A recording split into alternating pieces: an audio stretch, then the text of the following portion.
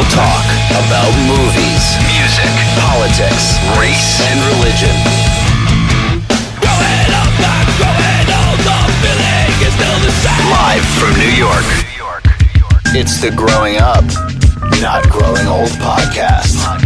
What's up, everybody? Welcome to the Growing Up, Not Growing Old podcast. My name is Mike Russo, your host. With me, Dan Kuriakos. I almost said with me as always, but it's getting to that point. I'm like you're like Batman and I'm Robin. I don't show up all the time, but when I need a good blowjob. yeah, exactly. When we need to when we're feeling a bit lonely because you still haven't found that special lady in your life. You're my ward. Even though you're a billionaire, you're a billionaire superhero. And you have no dating life. Like, what is that like? I don't get it. It's not easy. Pippin' ain't easy. It should be easy then. How do you learn how to do that, though? How do you? But learn it sure is fun. Yeah, well, I mean, it's a different skill set, right? It's like just because you have certain things in your life, good, doesn't necessarily make you good with the opposite sex, right? I would say. Well, there's a thing that I learned about, not to make a right turn into Seriousville, but I used to hang out with this dude who was a writer, really smart guy. He told me about something called diseases of affluence. He's a writer? Like he writes books? Well, he doesn't have anything published. Oh, okay. He wrote a bunch of shit. Oh, that's cool. He was telling me about diseases of affluence, where sometimes people who have money, like for instance, Winona Ryder, who's a famous actor, got caught stealing. Yeah. Like, shit like that. So like, maybe this guy, he's a fucking billionaire. He's got everything in the world, but yet he's so used to getting everything that when he doesn't get women, he fucking goes and hurts bums or some shit. You know what I'm saying? Is that the motivation for Batman? I mean, if you're talking about I thought it was his dead parents, not the fact that he's like, damn, I'm striking out all these women. Let me just beat up criminals. If we're talking about Batman, he's just a tortured soul. Yeah, gotcha. And Batman is the real person. Bruce Wayne is like the fucking alter ego. Oh, okay. Yeah. Batman is who he wants to be. Bruce Wayne is who he has to be. He has to go to meetings or he has to fucking talk to the board and fucking, you know what I'm saying? Yeah. And Alfred's the guy that's like, yo, you're Bruce Wayne. That's Batman. I'll help you with this shit, but you got to remember you're fucking Bruce Wayne. So you get to come. So who is he then? You are who you are, but he's Bruce Wayne most of the time. He could be Bruce Wayne most of the time, but his soul, his heart, his mind is Batman. His purpose is Batman. Yeah. There was one where he fell in love with this girl. I forgot her name. Selena Kyle. It wasn't Catwoman. How could I forget Catwoman's name? It was the Mask of the Phantasm. Vicky Vale from the first. It wasn't Kim Basinger. But anyway, so he falls in love with this woman who turns out to be the Phantasm. I don't know if you ever seen Mask of the Phantasm. No, that's but a good one, right? It was really good. So he falls in love with her, and he's giving up being Batman for her. I remember. And he goes to their grave, and he like apologizes to them, and he's like, I'm letting you down. I can't believe, because now he's gonna be he's being a different person now. Like, you know, he's gonna become not who he is. Yeah. So he's fucking Batman. I think that's probably the reason why I kind of stay away from girls for the most part. It's not the gay thing? It's not. It's not by choice. I can't do this without the headphones, bro. I gotta hear what the hell we sound like. All right, yeah. It's not by choice. I like to think that way, but I feel like when I get wrapped up into that, I feel like all the things that either I want to do or I need to do just kind of like falls. Like, but I feel like it. You're right. I feel like it's falling like by the wayside. You know, you're 100% correct. All the motivation for all this stuff just like goes away. You know, whether because you're either concerned about this other person in your life, or you just is that like high or that feeling of like euphoria where you just like feel like everything's like okay. You know, like that's not. There's a feeling that I chase a lot. My whole life has been based around pussy, chasing pussy, getting pussy, holding on to pussy, finding the right pussy. And I noticed that thing I'm chasing is when you first meet a new girl, the first time she puts like her hand down your pants, the first time you touch her pussy, the first time you feel her tits, the first everything. Yeah. And eventually the first turns into the thousandth. Yeah. And now you want a new first. Yeah. And it's just that newness. The novelty of it. The chase. Yeah. And then the newness of it. The dopamine and then the variety. The novelty, right? It's like everything's new and fresh and like. That's why I envy people I envy people who like have like the high school sweetheart, and then they get married, they have kids, they live their life. Yeah. It must be nice to just be like, this is my person, and that's it. Yeah. I can't relate to that. It's weird because I think that's what I've always wanted to some extent, but it's just never like. I just don't think it's my identity. I feel like I'm just like I think that that's how it should be, but that's not really who I am because I just had a lot more experience with the other side of that. Yeah. Where it's just like you're like what you're doing, you know? It's Yeah. like, that's what it comes down to. There's nothing more fun than having that new chick in your bed for the first time, like banging this new girl, and this is fucking good. It's always like the best. You think like that's like the best day of your life. It feels like that's the best day of your life. Oh, right? fuck yeah. Up until that point. It could even be like a girl that you don't even wasn't objectively not as good as like you know the like 4 girls ago. Yeah. But it feels like this is the coolest thing ever. It's you know?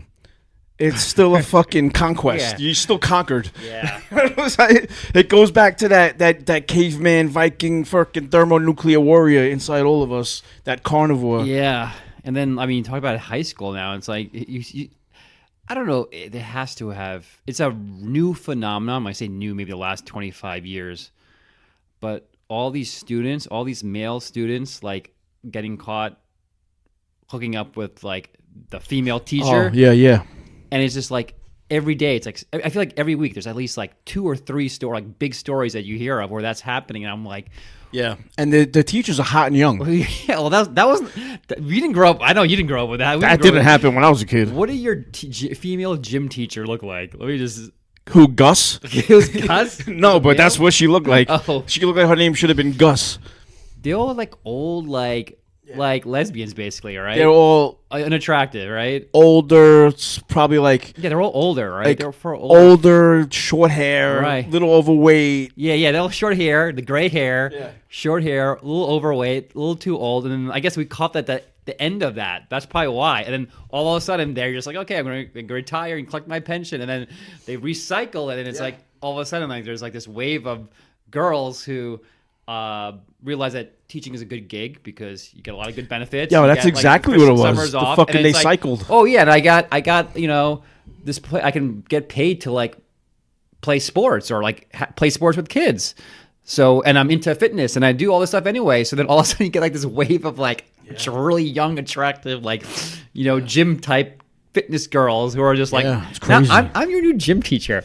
Yeah, me and Mike didn't got any of that. If you Nothing. we didn't, and no other teachers were that attractive either, whether it's No. English or None of them. Not a one. I didn't have one. Well, there was the Italian teacher was all right, yeah. and she was even like borderline.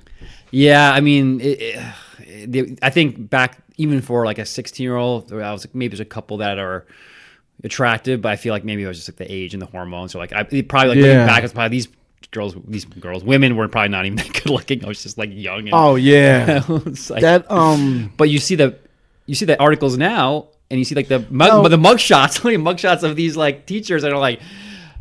That's crazy. What do you think about that? Do you think that's like abuse, rape, Well, like that's- sexual abuse? If Yeah. it's a female teacher, that is. So it's weird because so many people I know, the media just presents the story, right? And then there's like the commentary around the story, and the commentary around the story is that like these women are like taking advantage of like these boys and all this stuff, and it's like that's the story. that's right. the story that they try to feed you. But dude, Meanwhile, the kids are high-fiving each other. Again, if that happened to me, that would have been like the best day of my life.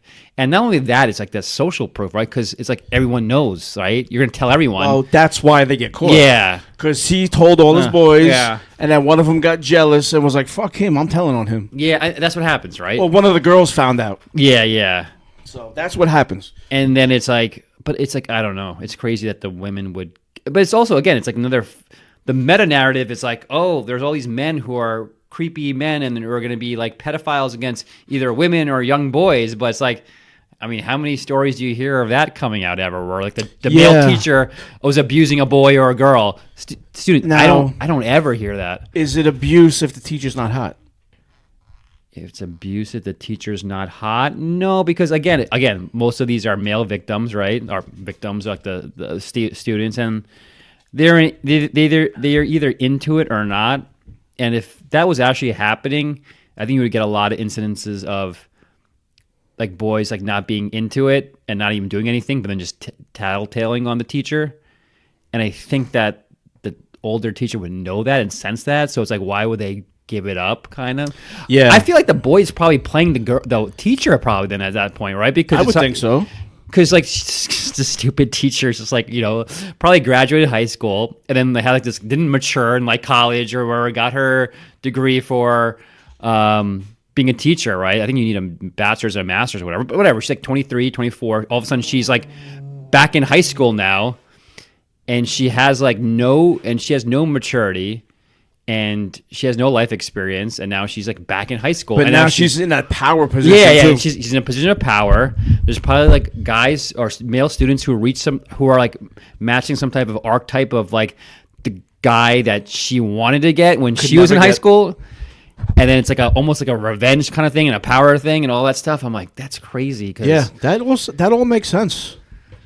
Because you see it like every week. It's something like that, and it's crazy things. Like just like I don't even want to get into it. It's just like it's just gross, A lot of someone get pregnant too. Yeah, someone get like stuff like that. Like that's like just it's sick from the women's perspective, but the boy is like you lost your innocence. Like everyone loses their innocence at that age. You're like, what? Yeah. How innocent are you when you're 16, 15 years old and I don't know. Your hormones are raging and you're just trying to get any type of attention. Well, then again, my teachers, like we said, weren't hot. But if I was 13, I would have been like, I would have did it just to be like, ha ha, I'm not the virgin anymore. Yeah. You know what I'm saying? Just for bragging rights. Yeah, for your personal like reasons, right? Like, I just want to get some experience, or I want to more for boasting. Maybe boast for some of your close friends, because again, you don't want to potentially end this thing, right? You want it to keep on going. So there's, I think tattling, even telling your buddies might be a risk of at 13, the whole thing ending. At 13, I think my priority is like, I'm gonna have sex with this teacher. I'm gonna tell all my friends and brag about it. Like that's more at 13. That would be more important than worrying about someone ratting me out. Yeah, maybe your average kid is like that. I know for me, I was always more like guard. I was always like very discreet about indiscreet about what I did. Like I was always like, that's just the way I was born. It's like you got to keep your lips sealed. Like there's no discreet, there's no like benefit to blabbing your mouth. Usually, so it's like why would you kind of let that thing go out there that can only like lead to bad things? But maybe your average 13-year-old kid who's like just like stupid and horny is just like the first thing you think is like very impulsive, because especially now kids now, like I don't know how they self-regulate. I mean, you have kids and all that. I don't know, like this generation, are they really any different than like when we were growing up? I noticed they're nicer. Like kids are a little nicer. Like when I was a kid or when I was in school, when you were different, whether it was gay, a little slow, if you had like some kind of physical thing wrong with you, you would get abused. Yeah. But now those kids are like coddled in school. Yeah, like they know not to make fun of those people. I think that's good, right? I think it's good for society as a whole. Like not to bully like other people and all that. But at the same time, I think we need bullies a little bit. Not to bully the fucking handicap kid. You know what I'm saying? But I mean, I feel like if a kid has a speech impediment, I'm not totally against bullying him. Like, let me explain. Let me say, like, that's so crazy. So, like, my son had an issue recently where he broke up with his girlfriend, and there was some kids in one of his class that the kids kept bothering him. You guys are gonna break up. You guys are gonna break. He's 14. You guys are gonna break up. And then he was like, I'm worried about these kids because we did break up, and I'm gonna have to hear them. So there was a couple of them, and they're big. So I was like, here's what you're gonna do. Here's your options. You can just calmly get up and walk out of the class if you feel like you're having an emotional reaction. Can't let them see you cry. If you're gonna cry, you can't let it happen. Okay. If you feel like they're getting to you, get up and walk out. One, and go to the guidance counselor, whoever. Your second option, pick the bigger one of the two. After class, crack him in the face. Dead in the face. You will not get in trouble. And he will leave you alone for the rest of your fucking life. That's why that kid should get bullied. Because if his parents teach him to stick up for himself and he cracks that bully in the face, one, that bully's going to leave him alone. And that bully might not fuck with anybody else. Yeah, but you're that you're learning more lessons. That scenario makes sense, but what does that have to do with like speech impediments and again, in that was just one I thought of. It could be anything: speech impediment, missing a finger, whatever. But a gay kid. But that's different. Your example is like this: your son was getting bullied, or potentially could have gotten bullied by someone. Yeah. And he's just standing up for himself, right? So it's not like he's not going out of way to pick on someone because he's different. That's not what that's not what you're telling him to do. Well, the point of the story is sticking up for yourself against a bully is beneficial for everybody. Right. So that's why I think bullying is not that bad of a thing. But that's the counter to bullying. You're saying that bullying is bad, but then to standing up for yourself, that's not really bullying, right? That's the opposite of bullying, right? That's like kind of standing up for yourself. And no, I'm saying that's why I think bullying is not that bad. Why we need bullies. So people can learn, the kids can learn to stand up for themselves. Oh, okay, I get it. Now, yeah. Okay, sorry, I was misreading that. Yeah. That's actually a good point. I didn't even think about that point. I mean, of course, bullies are bad to a certain point, of course. They're not always... Listen, you could crack a bully in the face. That doesn't mean he's not going to fight back. You could get your ass kicked, too. But exactly. But there's more lessons, more positive life lessons to be learned in that interaction than just that interaction never happening. Yeah. That's a good point. I mean, when I was a kid, I would get bullied occasionally, and for a multitude of reasons, it never escalated beyond that. I would stick up to myself in certain situations, but my old concern was like what you said about like, I don't want to get my ass kicked, one, and then even worse than that, I don't want it to like escalate into like this big thing where now instead of it being like a one-off thing that happened like once a week, now it's like happening like every day, like nonstop, and now it's like everyone's involved, like all the bullies' friends are involved, and it's like a constant thing, because I've seen it happen with members of my family, my friends. I was like, I don't have the time and emotional energy for that, It's like I had other things to do, So for me, I was always like just shake it off and just like whatever. Yeah, it's a lot of variables. Yeah, it's just crazy. That's why I was like, it's ugly, man. It's like conflict, Things never really go the way you think they're going to go. Exactly. Like you think, okay, listen, I'm going to do this, and A, B, and C is going to happen. Yeah. But no, that's not the way. It usually is like E, G, and F. Wow, my alphabet's fucking horrible. Yeah. So whatever, but it doesn't. EFG. It doesn't work out the way you want it to work out. But there's always a lesson to learn. Yeah. I mean, failure and scars. These are our biggest teachers. Scars are like worn with pride. I just had my friend over the other day. He's got a big scar on his face where he got knocked out a couple of years ago. We got in a fight. Like, I was like in my 40s fighting. Yeah. We were fighting in the street. He got knocked out, and I broke my hand in that fight. I still have I got the surgery scar right there. Holy. And see it. And I was like, yo, but I got a chance. Me and my friends were rolling around with these fucking dudes, and it was the time. It sucked because my hand hurt, but it was fun. It was fun. Well, I don't know why I brought that up. Why were we? Wait, when was that? It was fightings and bullying. This was recently? This was like 3 years ago. I know. And you needed surgery on your hand? That's kind of, but don't you think at that age, like when a fight breaks out, it's like more serious? It's like, because now it's like, okay, these are the older silverbacks, and they're picky and choosy about the fights that they're taking because they've seen a lot of stuff already. So if it comes to blows at this point, like, and again, you're not spring chicken either. So it's like, I was actually recovering from forearm surgery at that time too. So okay, I noticed the same arm. Same arm. I noticed my friend was a little. You could tell, like, I've known this dude 40 years. I was like, I knew, I could just feel his energy, so I had to pull him to the side. We were in Babylon, right over here. I had to pull him to the side. I was like, yo, listen, I'm recovering from surgery. I don't want to be fighting tonight. Like, I felt it. And it happened. I fucking knew it. But, it was fun. I mean, there was four of us and 2 guys and 4 girls with them. And the guys were fighting, and the girls were throwing chairs at us from the sideline and shit. So so what happened? Can you tell me how this thing started? Yeah. We went to the Mexican restaurant. We have the tacos. Which Swell Taco? Swell Taco. Dude, I was about to pass by there. It's like, I'm in the mood for tacos. I was like, either a Taco Bell or Swell Taco. Like, Swell Taco is awesome, but it's busy. So that's where this whole thing happened? Yeah, Swell, and they had outside seating. It was during the summer. Yeah, I see that. Yeah, the back. Actually, no, it wasn't during the summer. It was in November, and they still had outside seating because it was Thanksgiving Eve. Okay. Oh, so it's like Blackout Wednesday. Everybody was out. Everyone's out. So... Okay, yeah, you were eating at the backside we were outdoor area. We were inside, but they had seating outside in the street, like in the sidewalk. And so we're leaving. We're going home. And my friend, the one I was telling you about, Bill, he saw a girl and a guy across the street arguing with each other. Oh no! So he starts yelling at the guy, "Leave her alone! Leave her alone!" I'm like, Bill, they're not fighting. She's just chasing him because she wants to talk to him. Motherfucker, hit me! You don't hit no. I was like, Bill, they're not. He was drunk. He's so drunk. I was like, yo, they're not fight anyway. So they come across the street.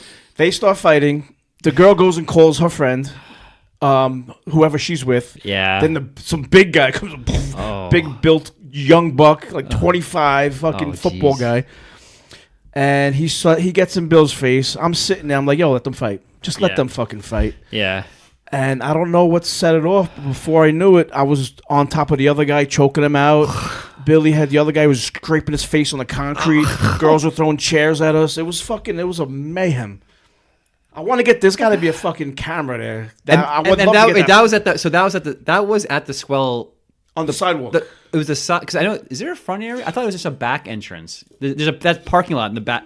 In the back, it was that. Or maybe it was Del Fuego. It was one of those two places. Gotcha. Yeah, because there's a taco place called Del Fuego over there too, and so I saw my friend get knocked out at the time because I was head up with the big guy. We were squaring off. I kicked him in his stomach. And then a girl grabbed my arm and I fell over a chair. And as I'm getting up, I see the guy walking towards my friend who's messing with another one of the girls. And he came around, bam, cracked him from the back around like this, out cold. Oh, he's that was like a couple of years ago. This was like 2022. I know. We shouldn't be fucking doing this. No one wanted to go out on that day. Because it's crazy that day. My friend's brother was like, yo, we can't go out. Everyone's going to be out. I was like, yeah, but we're all off tomorrow. Like, no one, we never get a chance to hang out. I can't, yeah. It's a good night to go out drinking. Yeah, so everyone was, except but you were sober, though. I was the only one not drinking. I was sober, yeah. So you saw everything clearly. And yeah. My hat never fell off. I was wearing my, I have like these beads that for my HTC beads. Mm-hmm. They never fell off. My jacket never came off. I tapped one of them out. I had this dude in the rear naked choke, and he started going like this. I was like, nah. I was like, nah, dude. I let him go eventually, of course. But you were really good wingman. But so you weren't mad at your buddy for like getting drunk and like setting this whole thing off? At first. When I saw my hand was like fucking blown up. Yeah. I was like, oh, because I didn't feel it when it happened. When I fell down, I looked at my hand. I was like, oh shit. But like I said, I wasn't mad. I was like, this is one last hurrah. One last go around. Let's do it. I was already out of work because of my forearm. Yeah. Okay. So that was good at least. Like you didn't have to. I was like, fuck it. Yeah. One more fucking. Watch you. Sorry. So I was like, yeah. I'm getting anxious thinking about this fighting. I was like, yeah, one more time around the block with the boys. Let's go. So it was fun. And the guys were a bunch, like they were younger than you, though, right? Oh yeah, yeah. That's what I'm worried about at our age. Is like I feel like there's a time where like I had a sweet spot of like I was mature but also young enough to like take on someone my age or younger. Like if you're 25, 26, dealing with an 18, 20, 22-year-old is fine. But now I feel like at our age, it's like dealing with a 25, 28-year-old, whatever, and it's like a multiple of them, and you don't know how many more are coming. It's just it's like.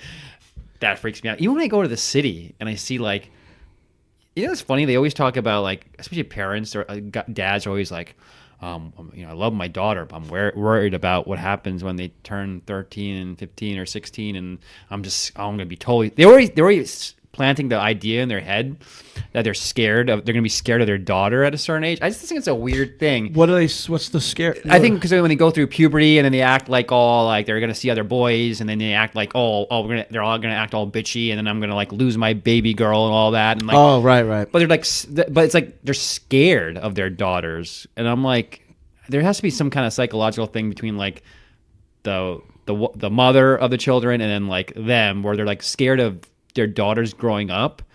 Yeah. But I'm like, dude, like teenage boys are like, I mean, when I'm in the city, I'm not like I'm sitting in the subway, stop or whatever. I'm like, I'm not scared of a group of teenage girls. Yeah. I'm scared of a group of teenage guys, because if their adrenaline gets pumping and I, piss off one of their, egos or whatever. And then like, dude, if it's like 2-3 teenagers, I'm dead. You know, Yeah. all you gotta do is kick me a couple I mean, of times it on the could- ground, and I'm like, I'm dead. They'll kick me one time in the skull. And It I'm could like, be like 5, 10-year-olds. Yeah. What are you gonna do? Swarm. They can fucking just tap you. You could be wearing a nice pair of sneakers and you don't even realize they're there, and all of a sudden, yo man, what size are them sneakers? Yeah. What the fuck? yeah, I so that's what I'm understand, scared of. but I think like the thing with the kids, with the daughter, because I have a daughter, she's 16. But the thing is, like, when you hear stories about the daughters rebelling and doing this, you don't hear about the other stories because there are no stories. So What do you mean? the dude's scared of his daughter doing this, that, and the other because he's heard other daughters do that probably.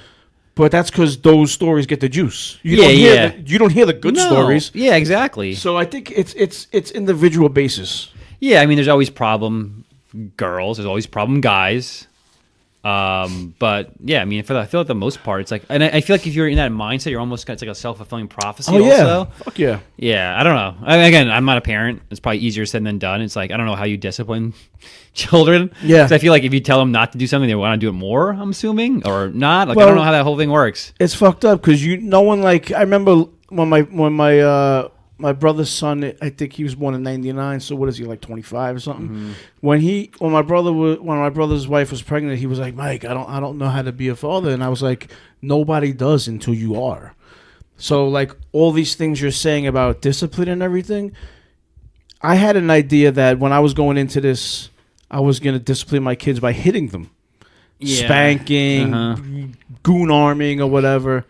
And I've never hit my kids once ever because. Once you have the kids and you see their personality, how they act, and how you interact with them, you have to go based on that. Right. So you don't really know. Right now, you could say I am or I'm not, but when the time comes, you don't know. You might smack that motherfucker across his face. Yeah, yeah. So it's. But that was always on the table, though. You're like, well, if my kids are nice right now, they've always been, but you're like, you don't know how it's going to evolve, and that there could be a point where they do something, and that was always like an option, right? You're always like, but they were good kids. It came off the table actually, because it was on the table at first. Yeah. And then they just turned out to be good kids. I've never had to even punish them, but. At a certain point I was like 30, I think, when I started having kids. Between like 30 and 40, I kind of came to terms with my own physical abuse when I was a kid. My stepfather beat the fuck out of me when I was like a kid. And I was like, you know what? I don't want them to feel any of that. So that came off the table. Well, that was different, right? Because that's like chronic abuse, right? I mean, usually, for you, it wouldn't have been like, okay, well, they're great kids. I don't ever foresee myself ever hitting them. But if they did something and I felt like it escalated to a point, you might probably just like smack them or whatever, and then that might have been like the first and last time you ever did that. I'm assuming, right? Well, that's how I went coming in. But then once I realized, I don't want them to feel what I felt, even if it's just a spanking or a beating. I don't ever want them to feel that fear. Mm-hmm. Nah, it's out. It's out. And their mom was never with spanking to begin with. Yeah. So yeah, that was out. After I came to terms with all that shit. Well, did you and the mom like had to have come to an agreement on that, right? Because it's like she can't be parenting one way and you the other, right? Yeah, no, we didn't really. A lot of the times I would say something and she would go with what I said, but I don't know if she would go with what I said because she wanted to or she was just doing it. Yeah. Like a lot of times I would say something and she'd be like, "All right," and I'd be like, "Really? Yeah. Okay." You know what I'm saying? So I don't know. I mean, we weren't together that long, so right. I was like.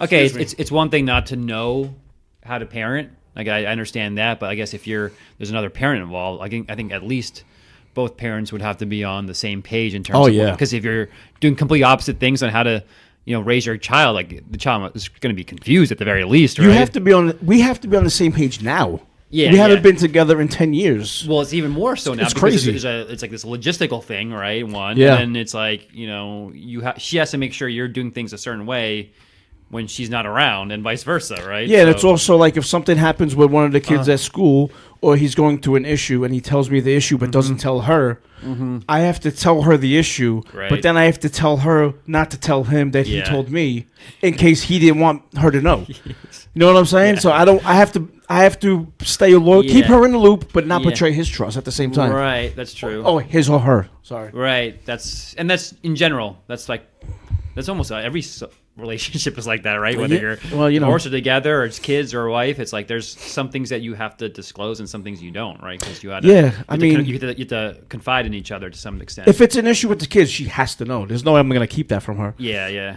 But I need to tell her to be cool about it and not, you know. Yeah.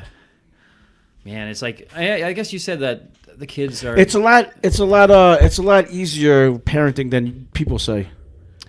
Right. I mean, it's not easy, but it's a lot easier. Is it just? It's not easy just because it's just time and energy and attention. You're just getting way out of your things that you want to do, or is it just like the big? I really can't figure this thing out. I don't think it's that either. No, right? The big thing is, forget about sleeping. You're not sleeping anymore. Or, you know, this, that, and the third. That's only for like the very beginning, right? When they're first born. Yeah, but that's like one of the biggest things. And it's like, okay, but when I'm sleeping and the human being that created is crying, I don't have a problem getting up. Yeah. And when the time comes, you'll get the fuck up. Yeah. You'll feed the baby and you go right back to sleep. Right. And you might sleep for 2 hours because that baby might get, but it doesn't matter. It's okay. Because you love that thing. Do you miss it to some extent? Oh, yeah. That. Oh, fuck yeah. Really? I think about it all the time. Really? Yep. The worst part of the worst part of being a parent, everyone says, "Oh, you're gonna like for what, like 6 months, a year, you're gonna have to like get up in random times of the day." Yeah, whatever it is. That's the worst part of parenting, and you're telling me that you just think about that, you reminisce, and like you're. Let me tell you something. It's 3:00 in the morning. Your baby is crying because there's pee or poop in their diaper, right? Mm-hmm. So you get up, you put the light on. They're crying. You change the diaper, you put the fresh one on. They stop crying and look at you in the face. Right. And that acknowledgement that baby's like, do that? Fuck yeah. God, no. Then that baby's like, whoa, this is my guy. Really? At that age, they know Oh, that? my God. It's fucking beautiful. It's so fucking great. Because they stop crying because they got piss in their pants. So when you clean them, I don't even know. I don't remember. I've changed. You don't remember when you were a baby? Well, I don't have any kids, but I remember I have 11 nieces and nephews, and for whatever reason, I probably changed diapers maybe 20 times in my life, something like that. And it's I explain it as if like it's like the president of the United States, like his desk. It's like if something comes to his desk, like a decision needs to be made, that means it's like really bad because like all these other levels things didn't go well or whatever, and now it's like someone needs to make a decision. Now it comes to my desk. That means a major thing happened, right? And I feel like for me to be the situation where I have to change a diaper for a baby that's not even mine. Yeah. It was like, okay, well, the mom's not around. The dad's not around. There's no aunties around or grandparents. Or like, why is he like this like irresponsible like young man? All of a sudden have to. You're the guy. Yeah, I was like, dude, it was maybe because it wasn't my kid, but I really did not enjoy it to the point where I think I can do everything about having a kid. There's two things I can't do. One is I can't change diapers. I feel like, again, maybe they're always like, oh, it's going to be different when it's your kids or whatever. I just get skeeved out by that whole part of life. Even when it's me, I got to change my diapers or whatever. I just don't like it. I just feel like I want to do it as quickly as I can and just not think about it, you know. And then guys like joke around and like they like that type of humor. I never like that. I think it's like really you don't gross. Like shit humor? I just don't like it. The scat humor I don't like or whatever. There's that, and then there's also like I don't want to help my kids with their homework. Because no, you're right. Out of principle, it's literally out of principle. Because I'm paying all this money to have these people, this whole institution. This shouldn't be homework to begin with. I said that also. Yeah. I keep on saying that. I feel like that's one thing I remember about being a kid is I felt like we were in school way too long, way too early, way too late, and we had way too much homework afterwards. Way too much fucking homework. And homework. What? And then there was like special projects you had to do. Remember those stupid projects? And then you needed to get your parents' help to do it. They didn't want to help. Yeah, and I didn't want to ask them to help. I'm like, I remember even as a kid being like, there's something off here. Because like, okay, it's one thing if like the teacher's not going to help me with this project, but I can't even do it by myself. Yeah. And I need to get my parent who's like, my mom or dad. Who just got done working 12 fucking hours. They got their own stuff going on. They come home from work and they got to like help me like glue like this macaroni onto a piece of construction paper. Like, Mom, could you help me build a volcano? Yeah. What? Yeah. I don't know how to build a fucking volcano. I don't get it. Homework's got to be banned. I'm so happy. My kids don't get homework, so I love that. Is it really? Is that like a new thing? They don't get homework anymore? Every day. Hey, you got homework? Nope. Got homework? Nope. Got homework? Oh, I have a test. I have to look over this, that, and the other. But they don't get homework. I think testing is fine. That's Studying for great. testing is great, but because it's kind of like a performance thing, which I think again you gotta like stand and deliver. I get the testing part, but so your kids are in like a private school or a public school? They're in public high school. Neither one of them get homework every day. I love it. It's so good. Oh, so is that they're starting to phase that out? Then I hope so. I don't know. I just know every day I ask, and they say nope. I'm like, cool. Well, my daughter does half a day. She does that second half in BOCES. Oh, okay, gotcha. Yeah. So that's like a little different curriculum.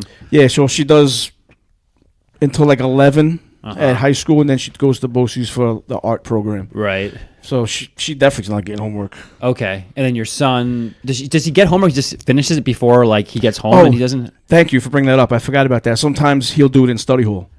Okay, that's good. So I they do guess. get homework, but he does it early. Okay, that's good. And I guess, well, it's bad know that what? they're getting homework, but it's good that it's not taking up his free time. I Because forgot about that. Yep. Okay, so he gets homework. He just gets it done by the time he gets home. He's already done. So technically there is homework. Okay. But he does it in study hall. Oh, that's good then. I Yeah. guess there's not enough. It's not a lot where he has to come home and do like. he's also 3 in like some special ed classes, and Okay. they don't give you shit to do. Oh, really? They're That's just good. like, yeah, what's how much is a quarter? Yeah, Oh, yeah. you're good for the year, son. Oh, okay. So that's probably what it is. Then it's just like because he's a special ed. And He's all got that. some special Okay. ed classes, and I was in special ed classes. We didn't do shit. Yeah. And because this is kind of funny. I was in regular classes, and I had a friend who was slow.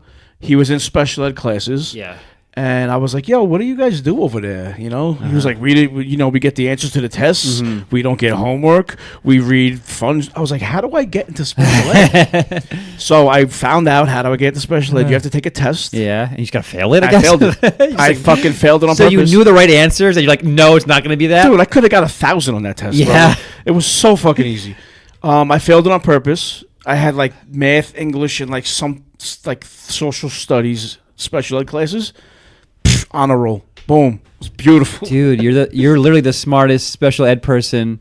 Not just because of that, because you purposely failed a test. You knew how to game the system. I wish I did that. Well, because the main thing was math. I had such a hard time with math. Yeah. And they dropped me into a thing called consumer math, which was not regular math. It was the easy math. And I dropped out of that one and went to special ed math.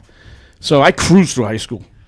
Oh man, I wish I did. Is part of me like I kind of like was an overachiever. But part of me wishes that I kind of like dialed it back a little bit and just like had more fun and didn't have as much like I had crazy amounts of homework. And Yeah, but you got a good job though, right? You make good money, so now you can. Yeah, now's your time to But party. but it's funny though, because like when I like my bosses and all that, they were like way less like in terms of like their academic success, they were always way less than I was. Oh, really? Yeah, they were just like, and I figured like, how did they get ahead? I'm like, oh, they're like gaming the system also, kind of. You know? Like Yeah. that's what I wish I learned more of how to do that, not just like work hard and like be a good good student and be like obedient or whatever. Yeah. Like that, I think that's like you had to be be more savvy than that. But like, Did you enjoy school though? no, I didn't.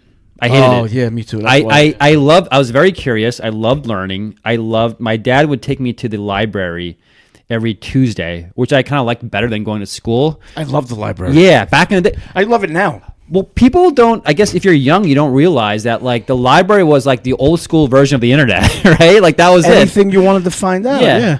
We used to go there and get like addresses for like sports teams and write them letters. Oh, and shit. really? Then That's they'd awesome. send back stickers and pictures. Really? And shit. I don't know you could do that. Yeah, like I remember Tuesday, like that was the one day my dad had off, and then of all things, he would like take time out of his day to take me and all my siblings to the library, and then we would just look at books and stuff like that. I'm like, oh, this is kind of cool, but so I was always like smart and like I was very curious, but I hated just the aspect, like everything about school. Just like I got up too early. I was never a morning person, so I hated getting up.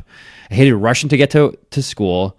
I hated how like there was all this. It was like you only could spend like a small amount of time learning this thing, and then you got to move on to the next thing. Like, Right, yeah. There's no like focus on anything. Yeah. And you're just always like it's based off of like prison where they just cart you around from place to place to place. You know. It is prison. Yeah. You're behind these walls for 8 hours. And it's like I think most high schools were designed, or most schools are designed by the same people who design prisons. Like it's made by the same like architects, basically. Yeah. Do you think that school is like almost like a training program for us to be in like the workforce? Because it's the same shit.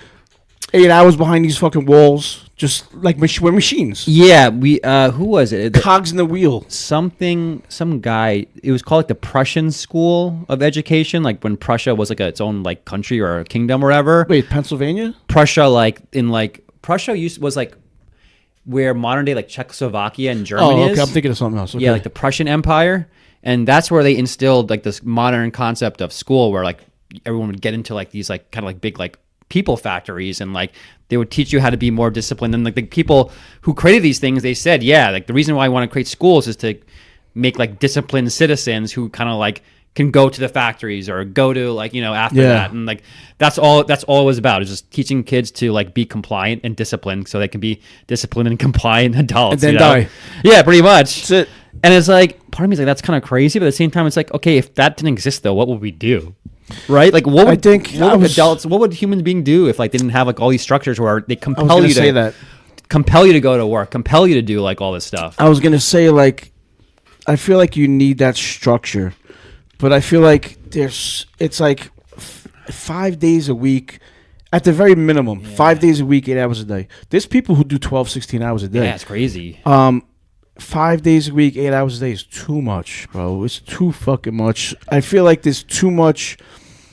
We're just cogs in the wheel of this machine that just we were born. It eats us, chews us up, and just spits us out. Every once in a while, one of us squeaks out, and we live a great life. And unfortunately, none of us in this room are going to be that person. And I came to terms with that at like 25, and now I'm 48, and I'm like, I do not want to work ever again. I'm sick. I've been working since I was fucking 15, bro. I'm sick of this shit. But this. If I don't work, I don't live. It's like literally a rat race, because it's like you're like rushing. Do you have to rush to get to like your job? Like you have to like race to like, because do you like drive somewhere and then you have to get on the train and then you got to get the train to like the end station, you got to get from the station to like to office kind of thing? Is that how it is? When I was a kid, if I was ever late, I would get beat up. So I'm the most on-time motherfucker ever. By your parents? By my stepfather. Yeah, he would hit me and shit. He would beat me up if I was late for dinner or whatever. So I'm always on time for everything. I'm early for everything. Right. So like just right now, you said you were coming over at 8. At 8:01, I was like, yo, where is he? Like, you know what I'm saying? So for me personally, I never have to rush because I'm never late. Okay, so but like you're never rushing. So is it like you feel this compulsion? Do you like get like, say, let's say you need to be at work by like 9, you always get there like 8:45 every day? Is that how it is? Actually, earlier than that. Yeah. Early, whatever it is. But aren't you rushing to get to that early time though? Like, isn't that how it feels? It feels like to you? Because I'm usually early also. Like I was early here, but I thought like maybe you're running a little late, so I was taking like my time driving here. I appreciate that. Let me get here at 8:05 because I don't want him to like be like to you to be rushing also. You know. I appreciate that, but that sense of urgency is actually still there. I don't know why. Even though, let's say if I have to be at work at 9 and I show up at 8:30, you know, like, well, because my job. But you're rushing though. They'll get there at 8:30, aren't you? If I drive to my job, no. See, no, I don't rush if it's like that. But I still have the anxiety because I got to find a spot. Yeah. I'm working in Jamaica. That's what it is. I got to find a spot. Right. And then I got to make sure I don't get a ticket. Yeah. And then if I take the train, I got to check the train schedules, make sure the trains are running, make sure the subway's running. So, you know, there is some anxiety even when I'm early. Oh, no, totally. That's how I feel. Like if I'm commuting to the city, it's like, okay, well, I got to get up at a certain time because I got to make the train at a certain time. So I got to get up. I got to get there early to make sure I get a parking spot. Got to pay for the parking spot. If there's a line for the machine to get to pay for the parking spot, like I gotta account for that, and then I'm like, okay, then I gotta rush to get to the platform, and then I gotta wait, like in the cold, to get to the train. Yeah. Maybe the train's late, maybe it's not, and then it's like I gotta go to Jamaica and wait there, change there, you know. Yeah. And I gotta go to like Penn Station, and from Penn Station I gotta like walk from Penn Station to wherever I need to go, or whatever, or take the subway if I need to take the subway from Penn Station, and then it's like. It's just this crazy ordeal just to like show up, just to get there, start to work. I know, yeah, that's a lot. It's a fucking lot, and I feel like I would make it to work more if I worked down the block. I've had jobs where I've commuted like 24 hours, like a 24-hour flight, a 22-hour flight, like halfway around the world. Like that's how I had a commute. And then I had jobs where I Every day? I literally, not every day, It but couldn't be every day, right? yeah, like, you know, I would fly to Japan, and then I would be there for like 2 weeks. And then there'd be jobs where like I literally can just like walk like 10 minutes. I'm at my job. Yeah. And it's like the walking is like, it's like a totally different life. It really you know? is. It's It a really totally is. different life. And now, once COVID happened, a lot of people got to work from home, and they didn't want to go back. They're like, I didn't realize how bad the commute was until I had to stop doing it. Yeah. Because whatever it is, you get used to it, right? No matter how bad. Oh, we're as humans, we're great at adapting to Yeah. shit. When I was a couple of years ago, I had jury duty in Mineola, and I was working at the time. I was working in mostly Jamaica, but a little bit of Middle Village. And when I was commuting to Mineola instead of Middle Village, I was like, "This is fucking great." Yeah. This is like 10 minutes, and I lived in Massapequa. Yeah, so it was it- even closer. It was like a slight adjustment, and it was like that break, and you're like, okay, this is a lot better, even though it's a little change, right? Kind of. It was so. It was. I was like, "Yo, I gotta try to get a job on Long Island." Yeah. Because this is great. Yeah. And I used to think of it the other way. I used to think about that half an hour drive home, 45 minutes, whatever it is my time to think. And Yeah. but that's not like that anymore. Yeah, Now yeah. I want to get the fuck home. Okay, so before you used to like use it as a time to kind of like you be in your own headspace, but now Well- you feel a little bit more anxious about like I can't do this. I need to get home. I need to rush. I gotta end this commute as fast as possible. Well, yeah, now I'm I want to end this commute as fast as possible. But I used to like having, whether the commute was like 20 minutes or 50 minutes, I liked having that time alone. Uh-huh. But now I'm always alone. So I Okay. don't need that time Yeah, alone. gotcha. Like, I live alone. My kids live over Yeah. there. I don't have a girl anymore. So, like, now I'm just Okay. like, yo, get me to my castle. Yeah, You know, yeah. I could do whatever the fuck I want. Right. Even though I come home 2 hours later, I go out and I come home and sleep. Yeah. But at least I have 2 hours to myself. Yeah. I can see that. But yeah, I mean, the situation here, I guess, is better now because it's like more peaceful and you're alone rather than. I haven't stopped moving in 10 years. Like, I used to go to work, come home. Yeah. This is after I left the kids and their mom. I would come home from work. I wouldn't come home from work. I would go to the kids' house, hang out with them for 3 hours, come home, sleep, go to work, do that. And I haven't stopped doing that until now. But now it's different because now I come home from work. I got 2 hours to pick them up from school, come home, go to sleep, go to work. And I realized the other day that it's like, wow, I've been doing this for like 10 fucking years. Yeah. I haven't stopped. It's fucking crazy. And now it's like you feel like now you're like a different phase of your life. Now I feel like I'll fucking go on a murder spree. What? Why? Because I don't have any money. I need money. Go to eBay and look up Gungo Mike, Gungo Mike for toys, collectibles, shirts, comics. I'm selling a bunch of shit, a lot of good shit. A lot of my shit went, so get on it quick. Oh man, so like you're getting rid of some stuff just to make some cash then? Yeah, I'm selling a lot of You have shit. Store. Yeah, I got a I'll store. Take a look at Gungo Mike. Yeah, Gungo Mike on eBay. You got some cool stuff here. Yeah. A lot of my cool shit went. Check this out. So I really needed money. I needed like 300 Uh-huh. just to get me through the week. So I had this alien figure, right? Big fucking 19-inch alien, maybe even 20-something inches, original xenomorph. 300. I was gonna put it up there, and I could have got 300 for it. I was like, I'll put it up for 300. If someone makes me an offer for like 175, I'll take it. Yeah. Because it'll help me out. Took it off the shelf, took some pictures of it, put it back on the shelf, came back over here, I heard a loud bang. I go in the living room, he fell off the shelf, cracked his head wide open. What happened? He fell off the fucking shelf. I don't know, he was just big, he's a big awkward fucking toy. Oh, that's And his whole fucking head cracked open. Oh my gosh. And then someone hit me up oh no. about buying it. And I was like, dude, it just fell off the shelf. Well, you're like, take the picture, like, would you still want it anyway? And he's like, no, thanks. I did. Yeah. I was like, look, this is what happened. Yeah. And he was like, "Oh, I can't give you fucking." So I gave it to him for 75, but he still took it. He was. So you're happy. You're happy that you even got 75. And I even threw a comic book in there for him Oh, good for him. because he was a nice fucking guy, and Yeah. he was really nice. So I was like, he picked this thing up for fucking $75 Yeah. with a broken head, and I was bummed, bro. Can he put it back together? Can he like kind of rehab it, or is it kind of just like it's gonna be forever like Mike's broken head? Yeah, ball? it was the top of his head was clear. So and there was a crack, so you can't hide the crack. But that's just how things have been going. Oh man. So what do you think it is? Is it just like, because for me, I feel like when I'm on a fixed income, obviously it's like there's some major like thing that happens, and all of a sudden I'm like, okay, I was ahead, now I'm behind in terms of like finances. You know, I think that's what gets everyone, right? Kind of. Well, it snowballs from there. I feel like, right? I don't know. The thing that gets me, the situation I'm in now is the worst situation I've ever had in my life. And the reason why I'm in this situation is because I had a big settlement, and I got a lot of money, and I didn't know what to do with it. Oh, okay. I've never had money before in my life. So this is recently, or this was a couple of years ago. Yeah. Oh, okay. I didn't know that. So I remember like you had an injury on the job, I think, and then you had a car accident. Oh, okay, gotcha. That's where I hurt my forearm, my knee. Okay, right. And I got a lot of fucking money. Wasn't enough to quit my job, but it was enough to pay off all my credit cards, pay off my car, give my kids mom money, take my kids out every day, every weekend. Go, hey guys, what do you want to do? We can go to the city all day. We can stay in the city. Like I was at that point where I could do anything I wanted anytime. Had the whole house painted. I got, you know what I'm saying?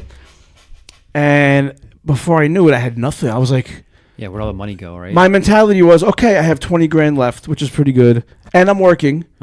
So the money's just gonna stack. Yeah. But before you know it, I'm not going to work as much. I'm buying shit, and I'm just in a hole now. Yeah. So I started taking loans, 401k, pension loans, general loans, and now I just did bankruptcy.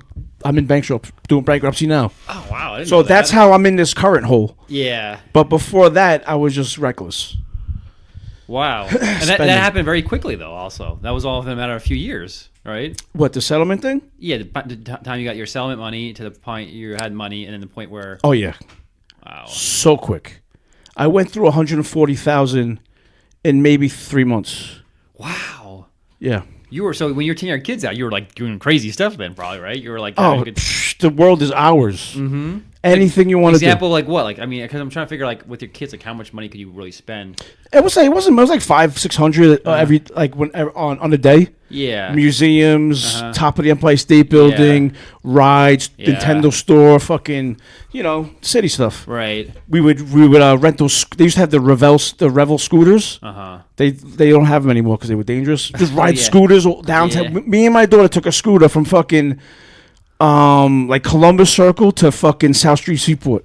Wow. It was so much fun. That's why I haven't heard from you in a while. You're having too much fun. That's why you're like the last few years. I was like, what's he up to? I was like, I thought he was like, or I thought you were like the next Joe Rogan, man. Like, oh hell no. But yeah, man, having money is great. It was so fucking good to just be like, I don't have to stress anything. Exhale, right? I would get a bill and just pay it. But now it's like you felt good, right? You feel like you're getting ahead, right? You're no interest, no charges, all that stuff. Oh, so good, man. I fucking blew it bad. And now you're back to like stressing out again, obviously. Yeah, now I'm back to I have a bill here, it's been sitting here, it's $64. Yeah. It's only $64. It was due October 18th. Yeah. Like that's where I'm at now. But luckily I'm on antidepressants, so I don't stress it anymore. Okay. You don't feel anything then. Yeah. So when I used to fucking have no money, when my checking account would go negative, my heart would drop, my face would turn red, I would start sweating, I would start calling people, yo, can I borrow? Yeah. Now I'm just like, I'll just move this over here, I'll move that over there, I won't pay this one, I won't pay that one, I'll do this. I mean, those fucking, so, I'm kind of like how that, I don't have anxiety, but that's what I do. I just like move things around, figure out what I can pay late, what I have to pay now. Just exactly. The good thing is like just getting a spreadsheet out, like you can go on Google Sheets and just like do like every column is a month or a week even. I do it weekly because every week's a battle, and just be like, this is how much money's going to come in. This is what I can pay this week. Just and looking forward week to week, like 10 weeks in advance. To me, that puts me at ease because then I'm like, okay, well, if I just stay the course, I'm not going to get negative bank account or whatever, So I always tell people that because it's crazy because when I'm consulting, I do a lot of financial consulting. And these big billion-dollar companies, that's what they do. They project. They know everywhere every dollar is going in and out on a weekly basis. Yeah. And I'm like, well, if these big companies are doing that, and I'm doing it for them. I should just do it for myself, you know? Yeah, and also putting you at ease is the most important thing. Right. That's the top priority. Fuck the phone company. They can they cannot get paid for a month or two. Yeah, they're like Verizon's they're not gonna go on welfare. fuck. They're not going on Snap. They're like, where's my Snap money coming in? They're like, they'll all be taken care. It'll be fine. Yeah. You owe me $112. Mm-hmm. No, I would rather. I want to feel good about myself. I might actually just turn my phone off. Yeah, that's Just use Wi-Fi. Oh yeah, I mean, do you need it? I mean, it's like It's not really. Oh, I guess when you're out though, it's probably good to have it, right? Because you need to like contact your kids and all that in case of an emergency. Yeah, but there's fucking Wi-Fi everywhere. You could still make phone calls and text on Wi-Fi. That's right? true. Yeah, well, Sure. I moved from Verizon back to Optimum. I was an Optimum customer for like 20 years, and I moved to Verizon for years, and they kept on increasing the price. And I was trying to cut costs. This your phone or cable? Cable internet. So I moved back to Optimum, and then they're like, okay, well, you have an Optimum calling everywhere. I'm like, you can get Wi-Fi anywhere. I'm like, everywhere I'm out, I can't get Wi-Fi. I can't connect to any Wi-Fi on Optimum. At least I don't know if you have the same situation, but no, I got Verizon. I have Verizon, Yeah. and yo, they're so good. Okay, I've never had a problem with the cable. I have bad Verizon service in my house, so I had to like stop them. Like I couldn't use Verizon as a cell phone. Oh, like, really? Yeah, because I don't know. I guess wherever my house is located, it's a bad coverage area. So I'm like, all right, I can't. So I had T-Mobile. How was that? Because I might. T-Mobile was good. I mean, again, you should. I mean, every spot is like there might be for whatever reason this might be a weird spot for T-Mobile, but I always like T-Mobile. I thought I can get signal like everywhere. I might switch. I mean, if I don't turn my phone off, I might switch to T-Mobile because there's no reason for my phone bill to be $113. No, that's crazy. That's ridiculous. Yeah, I mean, you should get it like under 100 at the very least. Start there. Yeah, and shop anyway, around. We're talking about fucking bills and shit. Yeah. Why are you hungover? That's what I want to know. What happened? Oh, how was your Halloween? First of all, we'll start there. Oh, it was great. I had 2 costumes this year because, I like to have an idea of what my costume would be, and then I would like to Then my friend has a party. It's always a themed party, so I'm like, oh great, I gotta get a costume specifically for that theme, right? So my original idea for a costume was do you remember in June? Was it June or July in the summertime? Malcolm Jamal Warner He drowned. Yeah. So I remember Monday morning hearing about that. He drowned Saturday, and it was crazy because that Saturday in the summer, I had almost drowned. Also, I almost drowned the same day he actually drowned. Get out of here. And I never I go in the water often. I never had a drowning experience until that Saturday. Frightening. It was frightening. Well, yeah, I was out in Myrtle Beach. My buddy rented this boat, and we went on this backwater tours, this inlet where there's this river and stream and all that, and there's a beach on the river kind of thing. I don't know how to describe it, but we parked our boat there. We were drinking all day in the sun, and then we're right by the beach, by the shore, or in the sand, in the water, right? But then it's if you were drifting a little bit more out into the water, there's this big current, Yeah. It's weird. It's when you're in the water, you don't feel it, but once you go a little bit more, you feel all of a sudden you feel this current, and I was all of a sudden I felt myself drifting. Oh shit. And I was so under the influence that I had and it was so late in the day, the sun was beating down, I had no power in my body. Oh my god, that's fucking. And I was frightening. slowly drifting away, and I was this. I was grabbing my arm. I was it was very slow. It was very slow, very. I was going like this. Yeah. It was quicksand. I was like that, and then my friend was my friend Steve David, what the hell are you doing? He thought I was spazzing out. I'm no, I'm drowning. I can't. I'm going away. And he's oh shit, I'm going away. Yeah, I'm going away. And he's he literally at the last moment grabbed my finger and pulled me in. And I was whoa, that was crazy. And he's yeah, the other buddy who's used to it, being in that area is if you had drifted down that way, by the time we got our boat off the beach and turned around and try to save, you would have been drowned. You would have been dead already. It was crazy. Wow. Yeah. And I was we were laughing, but it was scary also. I was holy Were you shit. so drunk you didn't even realize the stakes? Yeah. Well, I sort of did, but it was just funny that I think it was funny out of a sigh of relief that I was survived. But then later that day, I was oh, shit. holy shit, I could have died, Yo, I was in a pool. I just want a quick sidebar. Yeah. I was in a pool one time. And I was under the water, and I wanted to come up, but some dude on a like a raft was above my head. I didn't know it.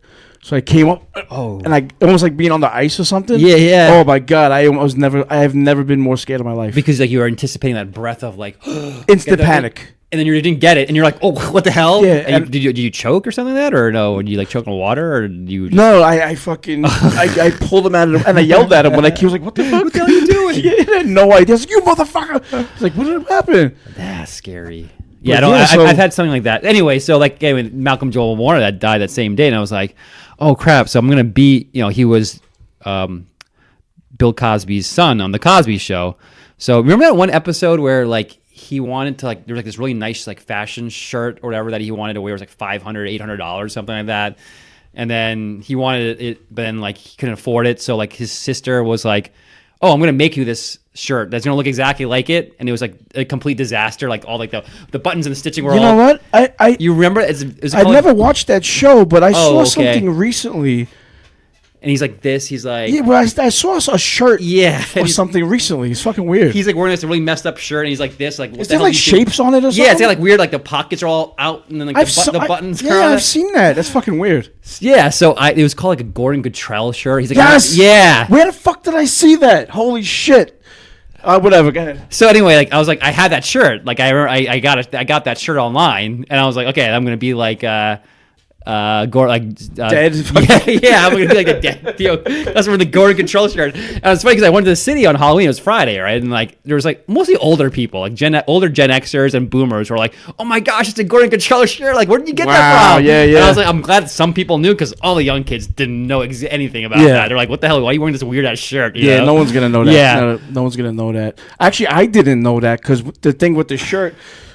It was on one of the social media things where someone was wearing some shirt and then all the comments were for Malcolm Jamal Warner. Yeah. So I'm just guessing it was that shirt. Yeah, it had that same shirt. Yeah, it just like looked like some funky shirt or whatever. It had to be. Cool. So yeah, that was my one costume, and then my friend. Wait, can I just ask you about that costume? What else did you do to? That was it for the drowning part. Oh no, that was it. Like seaweeds on yourself? I was just like in honor. Oh man, that would have been morbid. See, I'm not like that. I was like, I like Malcolm Joel Warner. He's a good guy, so I'm like, I'm just gonna honor him. Everyone already forgot about him. It's already October. Yeah, he died in the summer. I'm like, all right, I'm just gonna wear this shirt, and see who notices. Like, I liked it. I mean, not a lot of people recognize it, but the ones who did, like, really appreciated it. Yeah. So I was like, okay, cool. But then my friend, he has his annual holiday party or his Halloween party. It was weird because it was a Saturday after Halloween. It was on the 1st of November. That's the first time I ever celebrated Halloween in November. It's kind of weird. Halloween kind of goes away immediately too. Yeah, the Halloween feeling it disappears. It's gone. It disappears, and like I feel like you don't even get Thanksgiving anymore. It just goes straight to Christmas, which I don't like. Do you like that or no? No, I didn't get shit yet. Well, I mean, like I didn't buy any presents yet. But it's like, I mean, I just don't like seeing the decor. I mean, I feel like buying presents in advance is fine because then you don't forget. But it's like November 3rd. It's not even election day. And I'm like driving in like all these shopping centers. All you see is like the holiday decorations and stuff like that. I'm like, dude, can we slow down? Because I actually start really early. I actually like Thanksgiving because it kind of gets me like it's a nice fall kind of holiday. It's starting to get colder, and then it's like about football family. Yeah, it's like I feel like we can just appreciate that.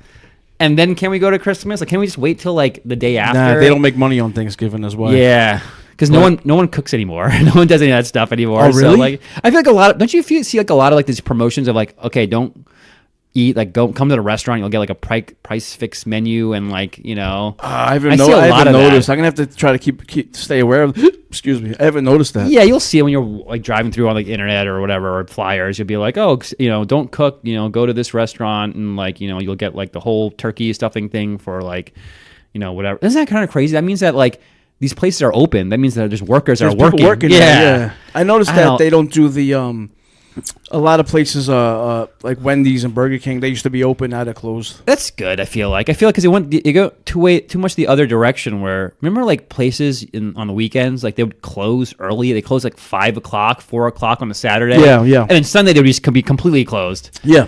And now everything's open 24 hours a day. It's like kind of crazy. That's because you let's say you have two stores, right? Fucking John's store and Jane's store. John's store and Jane's store, they're both open at 9 to 5. John's like, well, I'm going to open 8 to 5 and make that extra money. Yeah.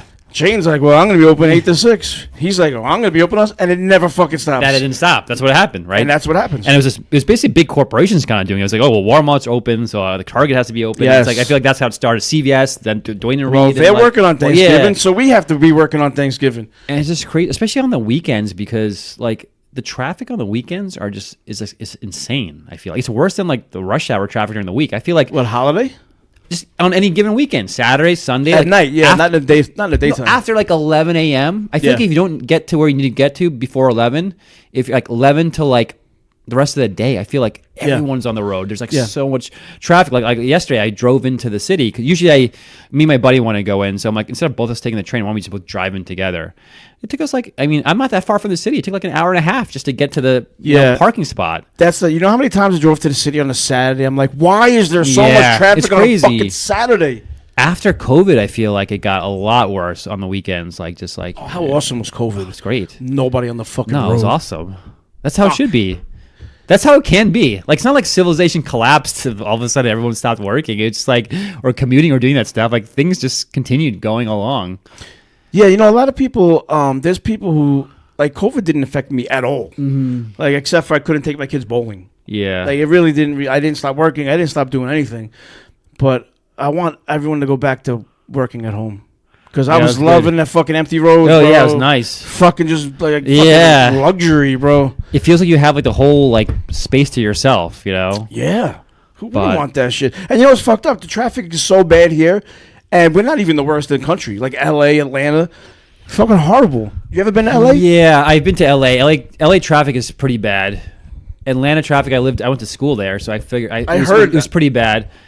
I'm trying to compare because I'm so used to. I was there in both places, and it was bad. But I don't know if it was bad just because like I felt like okay, well I'm here not living here, and I'm kind of trying to vacation or do sightseeing, and it's like it just feels like it's a lot of traffic. But I feel like New York has to be still like top. I feel like it's not like I didn't feel like that was exceptionally bad, like those places. It felt like it was just as bad as New York, which I'm thinking maybe New York is just I always the thought worst. New York was top 5, but when I see these lists, they're not even on it. Hey Siri, give me the top 5 worst traffic in the United States. I found some web results. I can show them if you ask again from your iPhone. What's the point of you then, bro? What the fuck? All right. I want to talk about. We've done over an hour already. Yeah. But I want to see what you did while you're so hungover. Not much. It was my buddy's birthday, and so we went out to dinner at like some Greek place, and we were drinking before, we were drinking during, drinking after. I don't know. It was like a fancy place, like a fancy like not even Fancy Greek. Well, it's like it's like I don't know. I just don't feel like the food was good, but I just always never feel like it's worth the money. You know, Greek in general. no, just like any type of fancy restaurant. Like I don't feel like not like it wasn't like super high end. It was just like it was a nice place, and I was like I don't know. I'd rather just like go to like get some IHOP? Yeah, I went to I was at IHOP this morning right after I was So hungover. And I'm like, this was way better than So good. the fancy Greek. I mean, the Greek was I had like some bronzino fish or whatever. It was good. It wasn't like I could have made it at home though. That's the thing. It's like if I could make it at home, regardless of how much it costs, like I don't want to go out and like Italian food for the most part, and like Greek food and like Middle Eastern food. I feel like I can all make that at home. Like stuff that's hard to make is like pizza, right? Don't you think that's kind of hard to like do well at home, right? Yeah, because they have like the special like, ovens and shit. Yeah. And it's like they got the dough down to the science, and like the heat and all that. So it's some like, of these places import their sauce from Italy and shit. yeah, so it's like I feel like that's just too much work for me to do that at home. So I'm like, I'd rather just go spend like $30. And pizza's expensive now, also. It's like I'd rather spend $30 on a pie than $100 at like this Greek place. Same thing with like fried chicken. Like Kentucky Fried Chicken, like Popeyes. It's like to get like a deep fryer and get like the batter right, and then like do all that perfectly. And it's like it smells up the kitchen, like the deep fryer. Fried chicken is almost always good. You can go to the ghetto places, Crown and Kennedy. Oh, Those yeah, places yeah. are fucking banging. Yeah. This Crown is so fucking good, and they're open 3:00 in the morning. You're gonna go get some chicken. And that's why in the city there's like all these like high end like fried chicken places now, and I'm like. It's like, like Blue Ribbon. Yeah, Blue Ribbon and like those- Bon Chunkin or whatever it's called. Blue Ribbon's like, pretty fucking good, though. Yeah, Blue Ribbon. It's good, but I'm like, I don't know. Crown is just as good. Yeah. I mean, what the fuck? And Tuesdays they have like KFC. They have like 10 pieces for $8. You know, I'm Yeah. like, that's a pretty good deal. I'm like, every Tuesday, that's what I'm doing. You You know, ever go to Peter Luger's though? yeah, I've been to Peter. That shit is worth it. I That- went there recently, and that shit is so fucking good. It's funny you say that because I was like, what's the exceptions for like expensive places? I think like one of them is like, I like sushi, and that's kind of hard to do well at home. You know, it's a lot of work. So I'm like, I didn't even know you could do that at home.